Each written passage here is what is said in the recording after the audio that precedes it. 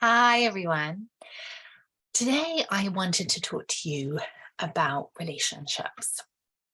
And I specifically wanted to give you some very simple but very effective tools in the negotiation that we have and communication that we have in relationships.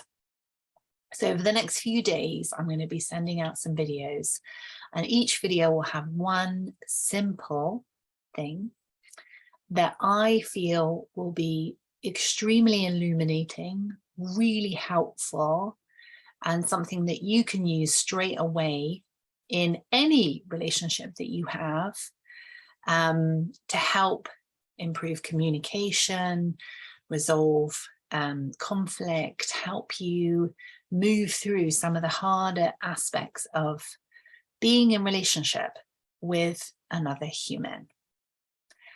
So humans are meant to be in relationships with other humans. We're community animals. We're wired to have a group of people around us who are our people: parents, siblings, partners, friends, people we bump into in the street that our neighbors, people we work with, all kinds of different relationships.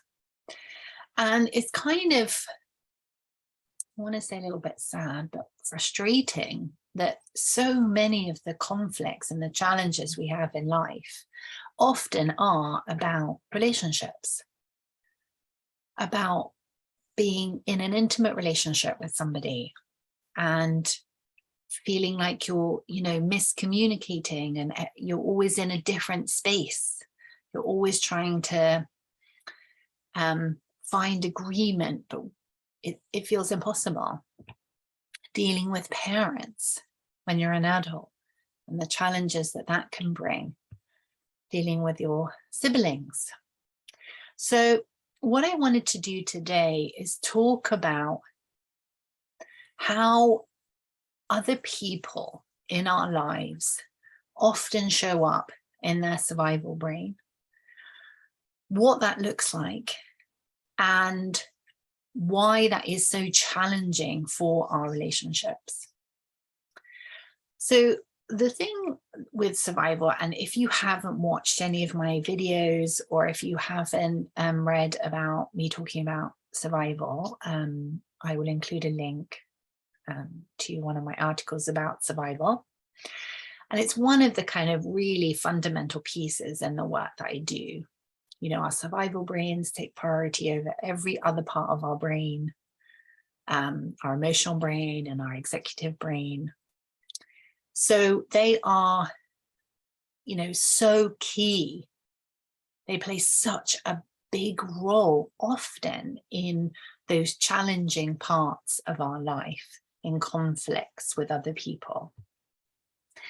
So the thing that's kind of interesting is that when we go into survival, which many of us do, often daily, it could be, moments, it could be for a long period of time. When we go into survival, because we're in that habit of going into survival, then we have four possible reactions. We can fight, we can do flight, we can do freeze, and we can do appease. And what's really interesting is when you get families together and when you are in a relationship with somebody, when there's more than one of you, often the person that you're with will have a different survival reaction to you, because we tend to prioritize one or two over the other four, out of all the four. So in intimate relationships, often we tend to hook up with people who have the opposite survival reactions to us. So somebody might be fight or flight, and somebody might be freeze or appease. And these are generalities, right? But in general, this is what tends to happen. So what that looks like in a conflict is, there's a conflict about something, who's going to do the washing up or something. And if somebody goes into fight and they get really argumentative, maybe they shout, maybe they don't shout, but they're their energy is quite aggressive. And then the other person might go into appease. Oh, don't worry, I'll sort it out. Don't worry, I'll sort it out. Or maybe they'll go into freeze, like, oh, can't deal with this, just shutting down. So you've got one person arguing and one person shutting down. And that is such a difficult, that's like people going like this, right? That's such a difficult thing to negotiate, because often what happens is we don't really see our survival reactions, but we see the other person's. So it might be like, why is that person being so argumentative? Why are they shouting? They're being awful. I'm not shouting. Why are they shouting? Or the person who's shouting is like, why are they shut down? They're not talking to me. They're not looking at me. What's wrong with them? Why are they behaving like that? It's awful. I've got to get them to engage, or one person is, out the door leaving, and somebody else is like, oh, please come back. I'll do whatever you want. Like, it's okay. Like, I'll figure that out. I can do that. I'll do all the washing up the rest of the week. So somebody, the conflict has happened. Somebody goes into flight, leaves, and then somebody else is like in appease.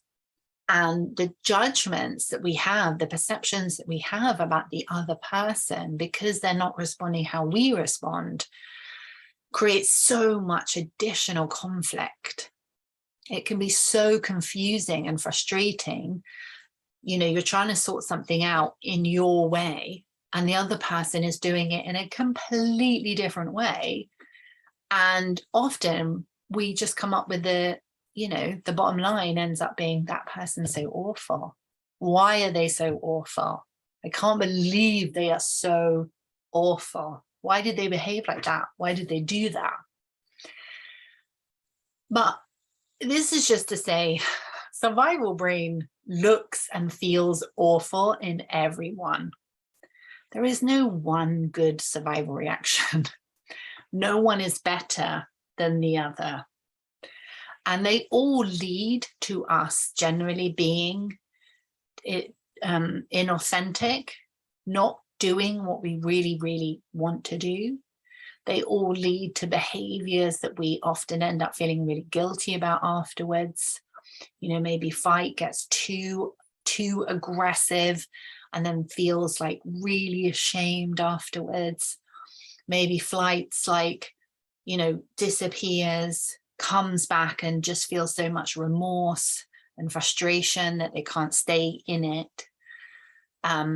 Freeze, maybe, eats 3 packets of donuts and then in that survival response, and then thinks, why did I do that? I'm always eating the donuts.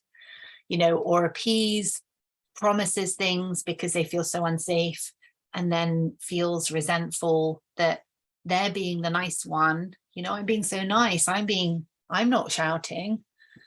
But that's not, appease isn't an authentic expression of self. It's a survival response when we're trying to help people at the cost of ourselves. That's a survival response. So the thing that I want to really kind of emphasize, and what I want to leave you with today, is that when we're in these types of conflicts, and it doesn't just happen in intimate relationships, it happens with our children, it happens with our siblings, it happens with our co-workers, our parents, everyone. What's really important to recognize is the person I'm dealing with in their survival brain? Are they in fight, flight, freeze, or appease? And if they are, this conflict or this thing that's happening right now, it won't be resolved if we're in survival.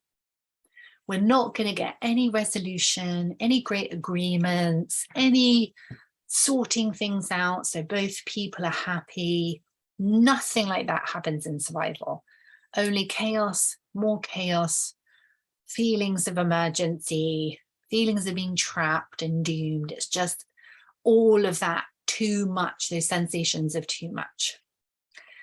So the one thing that's so important is to start to become aware that this is what's happening.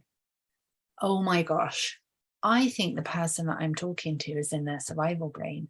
And you know what?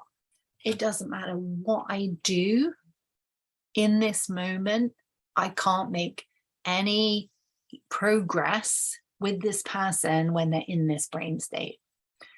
So tomorrow I'm going to talk a bit about what you can do to help this situation.